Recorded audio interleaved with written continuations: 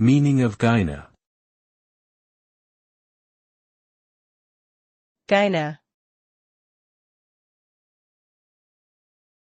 Gyne. gyne, Gyne.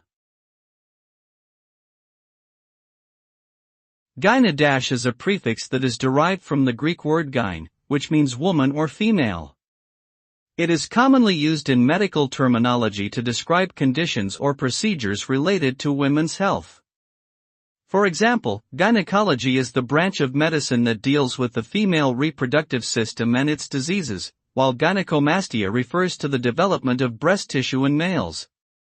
The prefix gyne- can also be found in words like gynocoid, which describes a body shape resembling that of a woman, and gynophobia, which is an irrational fear of women.